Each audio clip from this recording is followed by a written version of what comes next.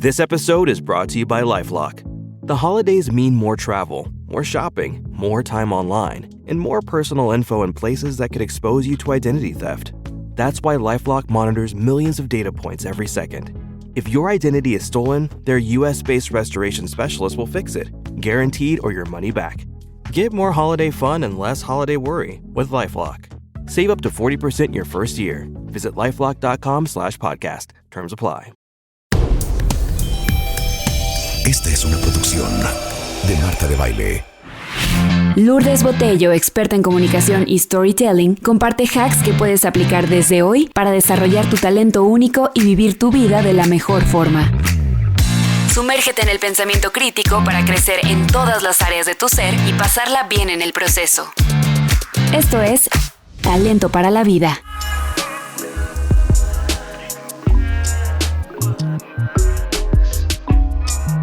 Bienvenidos a Talento para la Vida. Estoy muy feliz hoy. Vamos a tener la versión en español del episodio que habla acerca del trastorno obsesivo-compulsivo que tuvimos con la doctora Lynn Drummond.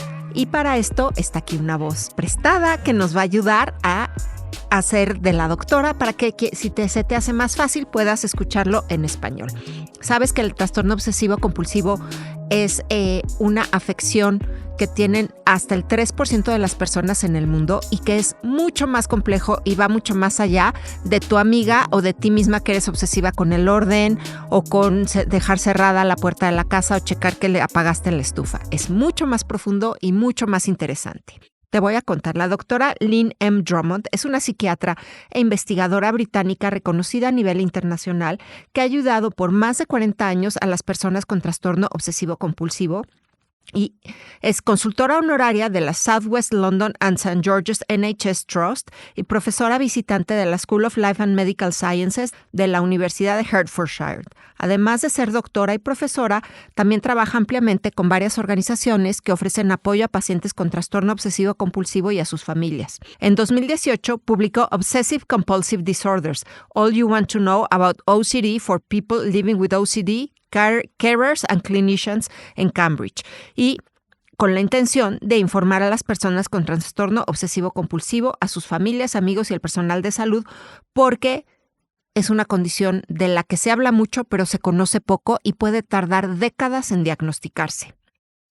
En 2019, este libro ganó el premio al bestseller del Royal College of Psychiatrists y de Cambridge University Press. Y su libro, Everything You Need to Know About OCD, que es el título original en inglés, es recientemente publicado en español y por lo cual tuvimos, no hoy, pero la oportunidad de platicar con la doctora Lynn. Vamos a darte la versión en español de esta conversación. Si quieres escucharla en inglés, puedes irte al episodio del 5 de diciembre en el que está publicada en inglés. Estábamos hablando, justo antes de empezar, sobre los mensajes más importantes que necesitas que la gente entienda sobre el trastorno obsesivo-compulsivo. Sí. Lo primero es que el TOC no es algo sin importancia. No solo es ser ordenado o cuidadoso, no es ser raro. En realidad, es una afección muy seria. Hablaré más de ello dentro de un minuto, pero consiste en pensamientos, imágenes o impulsos extremadamente angustiosos y luego algunos comportamientos que están diseñados para reducir o prevenir el daño que imaginamos. Eso puede llevar a la gente a estados muy graves, a tener otros problemas de salud mental y problemas físicos, y de hecho, tristemente algunas personas mueren debido al TOC. Sin embargo, la buena noticia es que responde extremadamente bien al tratamiento adecuado. A veces, la gente no recibe el tratamiento adecuado y esa es una de las razones por las que quiero hablar y difundir el mensaje para que las personas con TOC sepan lo que deben buscar. A veces, como hemos visto en muchos otros trastornos, por ejemplo en la depresión, hay una estadística que dice que se puede tardar hasta 4 años en ser diagnosticado correctamente. ¿Este es el caso del TOC? Creo que, por desgracia, es incluso más largo. En mis clínicas, a menudo han pasado 20 años para un diagnóstico. Y sabes, esto es muy, muy triste. Uno de los problemas es que cuando empecé a interesarme por el TOC, hace 40 años, me invitaban a hablar en la radio o la televisión y nadie sabía lo que era el trastorno obsesivo-compulsivo. Así que ahora hemos mejorado. Ahora sí se habla de ello, pero por desgracia, cuando lo hacen como si fuera algo sin importancia, como ser superordenado o picky, y por supuesto las personas con TOC saben que lo que están haciendo no está bien. Y a menudo se resisten a buscar ayuda E incluso cuando lo hacen, ni siquiera los profesionales lo reconocen, porque las personas con TOC, sobre todo cuando lo han padecido durante un tiempo, a menudo también están deprimidas. Así que la gente ve la depresión e ignora el TOC, pero el TOC debe tratarse porque, de lo contrario, la depresión no resolverá el problema. ¿Cuáles son los pensamientos o ideas del TOC que la gente tiene y que la hacen repetir acciones o crearlas, como rituales, supersticiones, actitudes que interfieren con sus vidas? Creo que la palabra superstición a veces puede aplicarse a muchas cosas, y es una buena palabra. Y como digo, las obsesiones son horribles, desagradables, pensamientos intrusivos, imágenes o impulsos catastróficos sobre cosas horribles. Lo importante es que te causan angustia y ansiedad, y como no puedes huir de algo que está en tu mente, entonces diseñas una serie de conductas o pensamientos para reducir o prevenir la ansiedad o angustia causada por el pensamiento obsesivo. Sin embargo, o no están conectados de forma realista o son claramente excesivos. Así, por ejemplo, lo que la gente suele pensar es que si te preocupas contaminarte con mugre o gérmenes, te vas a lavar las manos, pero te lavarás de una manera determinada según ciertas reglas que tú mismo te marcas porque la ansiedad es horrible. Cuando tienes estos pensamientos, te sientes muy ansioso, muy angustiado. Cuando haces la compulsión, el comportamiento para deshacer eso, te sientes un poco mejor. Así que es casi como una recompensa. Cuanto más recompensas un comportamiento, más sucede. Los tipos de obsesiones que la gente tiene puede variar de cosas como la contaminación o bien puede tener miedo de no haber hecho algo como cerrar la puerta, apagar el gas y te imaginas alguna catástrofe sucediendo debido a eso. A veces tienes miedo de haber hecho algo y de haber cometido un acto horrible y puedes tener una imagen de ello en tu mente. Así que puedes tener este horrible pensamiento de que has sido violento con alguien, incluso con tus hijos, cuando por supuesto ese no es el caso. Y eso es muy triste porque puede que te alejes de ello, y a veces incluso la gente tiene el pensamiento equivocado, de que puede haber interferido sexualmente con el niño. Y eso preocupa mucho a todo el mundo.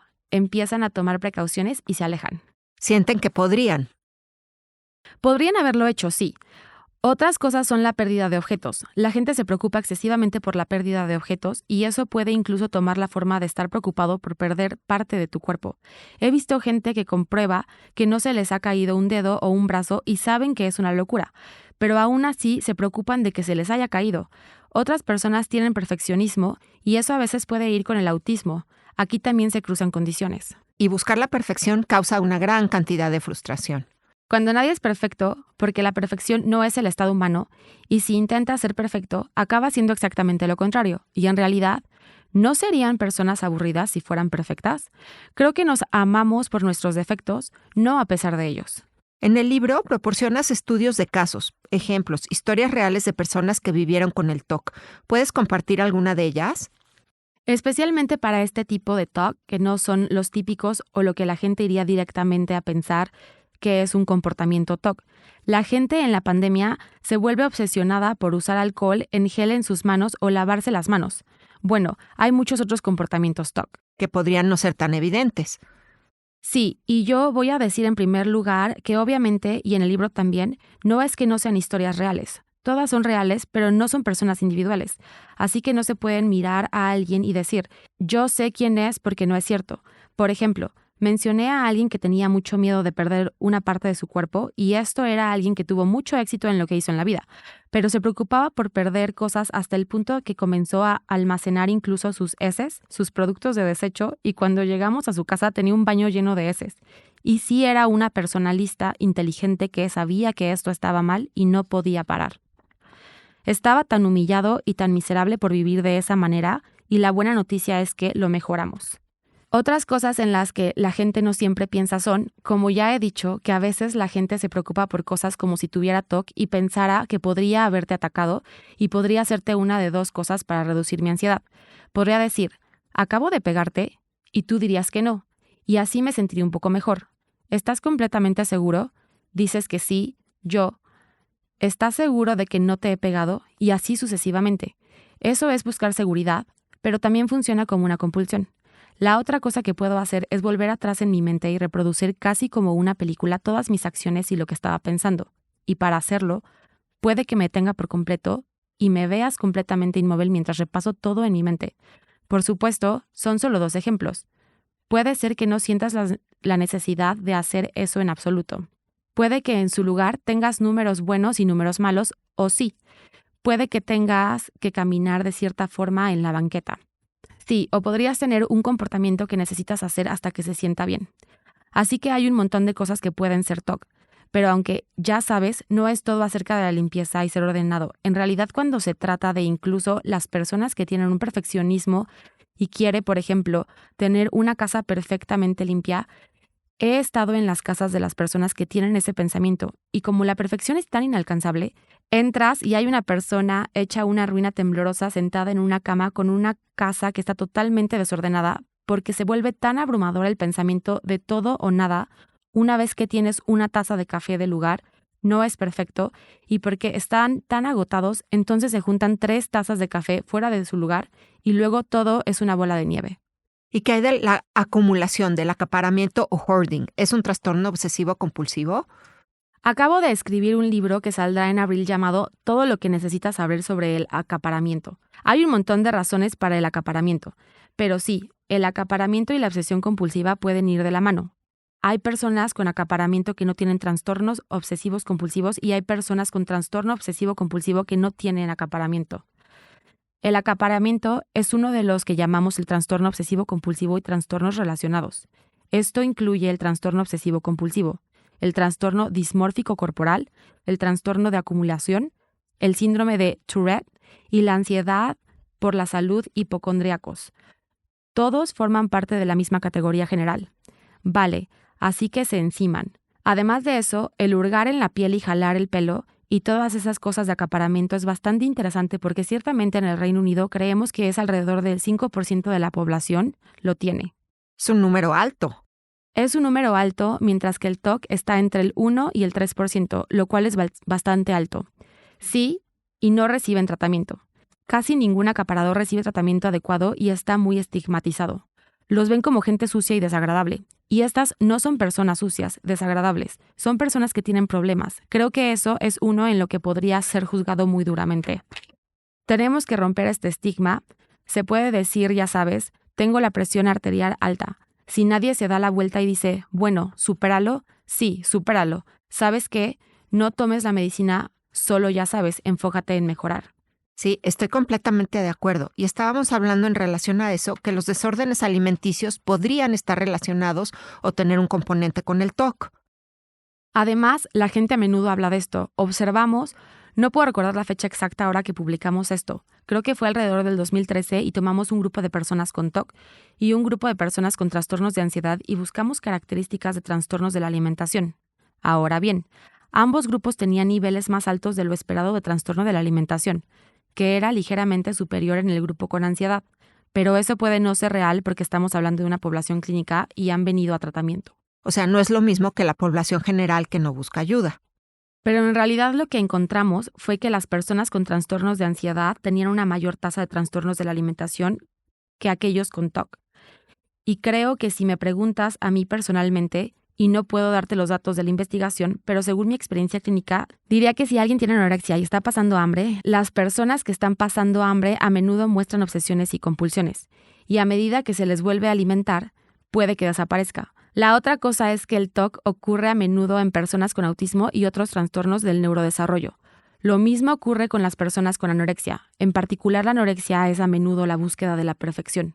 Así que se encima mucho con todas estas condiciones. A medida que nos fijamos más en la psicología de estos trastornos, entendemos que la compulsividad y la impulsividad no son opuestos. El compulsivo es lo que he estado describiendo. Es tener aversión al riesgo, tratar de arreglar y tratar de controlar. Por otro lado, está la impulsividad que siempre piensas en el juego, las drogas, la adicción a las drogas, el alcohol, etc. Pero en realidad el TOC se sitúa entre ambos y hay personas con TOC que tienen más impulsividad y personas con baja impulsividad y alta compulsividad que son más reacias al riesgo. Como describes claramente en el libro, es un rango o espectro, así que no hay una descripción para todos. Hay diferentes manifestaciones de TOC. Yo diría que el TOC no es una rareza, por lo que tienes que tener estos pensamientos horribles, pensamientos, imágenes, impulsos que vienen a tu mente causando que hagas algo y tienen que interferir con tu vida. Si es un comportamiento que te hace hacer mejor tu trabajo, no lo llames TOC, por favor. Eso es ser meticuloso y ordenado. Como mi mejor amiga, ella es muy ordenada, pero de una manera muy funcional. Y ella dice, ya sabes mi TOC, siempre quiero que mi casa esté perfecta y ordenada. Eso no es TOC. Hace muchos años, un amigo mío hizo un pequeño estudio cuando observaron a personas que habían tenido TOC y se habían recuperado y consiguieron un grupo de control, que era un grupo de estudiantes de medicina. Cuando observaron sus comportamientos compulsivos, los estudiantes de medicina eran más altos, pero no interfería con su vida, por supuesto. Así que creo que esa es la respuesta. Así que siempre digo, si no está roto, no lo arregles. Exactamente. La comprensión espiritual o tal vez la subyacente sería que necesitamos o que no nos sentimos en control de nada. Y esa es la fuente de muchos de esos comportamientos. ¿Encuentras el control como algo que muchas personas con TOC necesitan o no realmente? Eso me recuerda a un tipo de TOC que no mencioné. Personas religiosas que tendrán pensamientos blasfemos, pero realmente se preocupan y rezan en exceso. En cuanto a las causas del TOC, creo que no hay ninguna duda de que hay una alta carga genética. Se da en familias y eso es seguro. Cuando se trata de otras cosas, creo que todos tenemos un nivel de protección, de resiliencia. Y creo que la resiliencia también es hereditaria, pero también creo que tu educación temprana puede ayudar a aumentar esa resiliencia. Y hay algunas pruebas de que si te quieren y te cuidan, liberas oxitocina y eso puede bloquear algunos genes. Pero no quiero que se culpe siempre a los padres, sobre todo a las madres, porque eso es basura y no es cierto. Eso es solo una pequeña parte, gran parte es innata. Ahora, entonces algunas personas estarán tan cargadas hacia el TOC que si tuvieran la infancia más perfecta y todo es maravilloso, todavía tendrían TOC. Pero otras personas necesitan algún tipo de evento que lo desencadene. Y todos nosotros, si vivimos suficientes cosas horribles, nos podemos romper de una manera u otra. Lo que hace la resiliencia es que es menos probable que te derrumbes tan rápido, pero dado el trauma suficiente, te derrumbarás, por supuesto.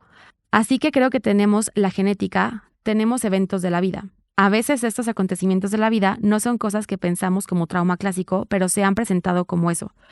Puede haber otros factores, y ya he dicho que es controvertido, pero existe la creencia de que ciertas infecciones en la infancia pueden causar TOC en un pequeño grupo de niños y eso puede manifestarse como TOC.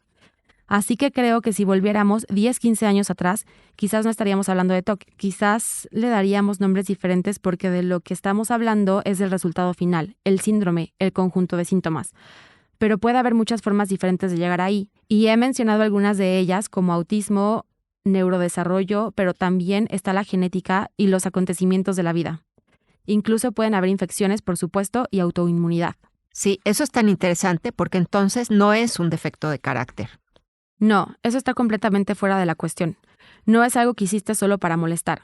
He trabajado en el área del TOC durante 40 años y algunas de las personas más valientes y maravillosas que he conocido en mi vida tienen TOC.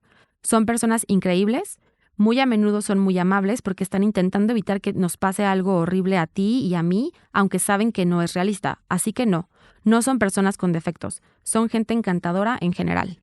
¿Y qué han hecho? ¿Qué han aportado para tu propia vida que quizás te han ayudado a crecer más o a ser más consciente de algo? Dios mío, hace tanto tiempo que trabajo en este campo, pero creo que mis pacientes me han enseñado muchas cosas. Me han enseñado que no puedes ser valiente a menos que experimentes miedo. Y como el tratamiento significa enfrentarse al miedo, mis pacientes son héroes. Ya sabes, puede ser que solo porque estoy pidiendo a la gente tocar un asiento de inodoro, sí, usted podrá decir, bueno, eso no es tan malo, pero para ese individuo, ese es su dragón, es lo peor. Así que creo que me han enseñado con su valentía. Me han enseñado con su paciencia y su capacidad para soportar los golpes, porque a menudo es muy difícil conseguir el tratamiento adecuado, y también me han enseñado humor.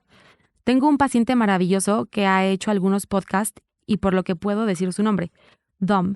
El otro día hablaba de cuando estaba en mi unidad de tratamiento y todos los pacientes salían los jueves por la noche a un bar y hacían un concurso. Estaban todos sentados allí. Dijo que hay alguien que se pasaba 1 hora intentando sentarse porque le preocupaba sentarse de la forma correcta.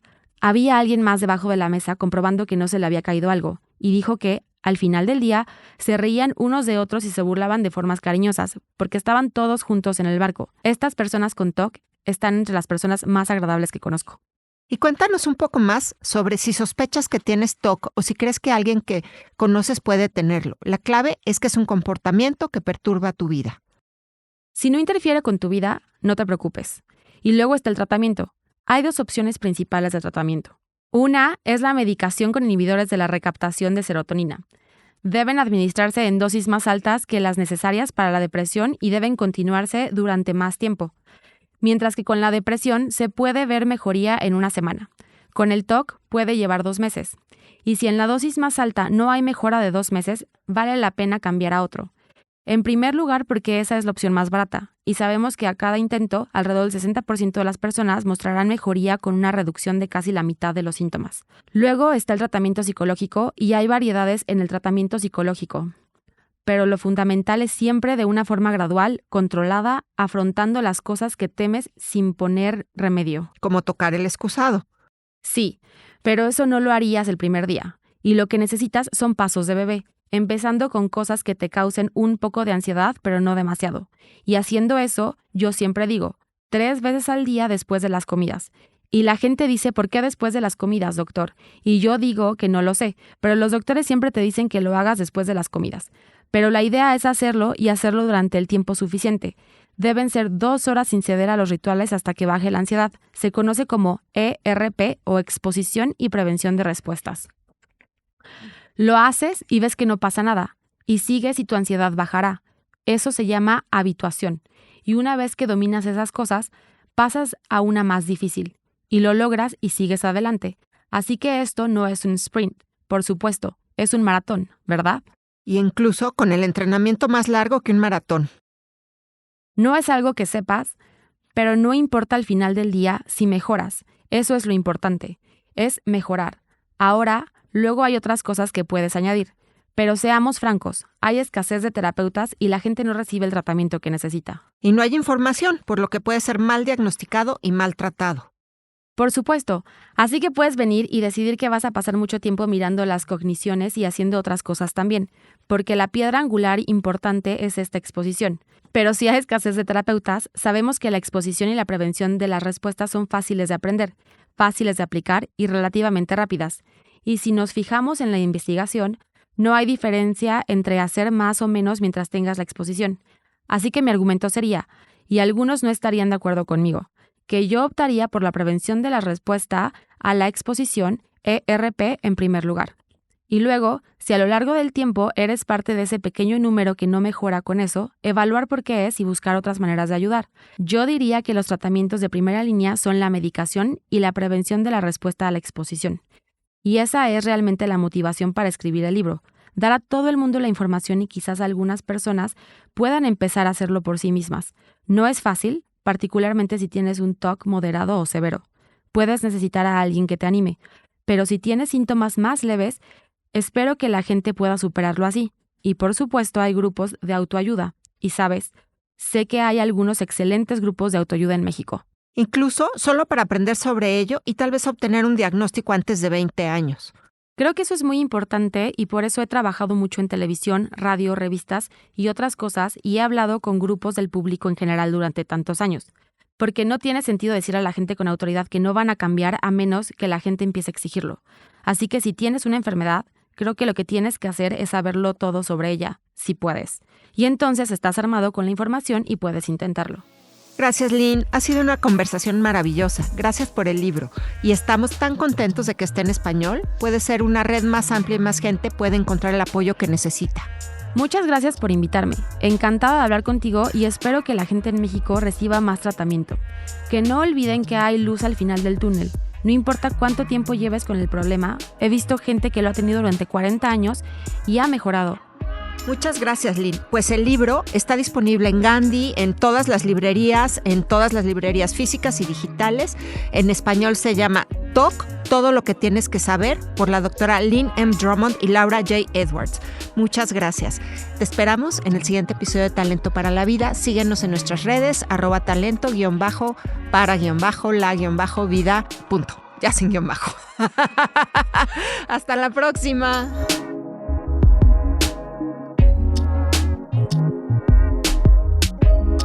Talento para la Vida con Lourdes Botello.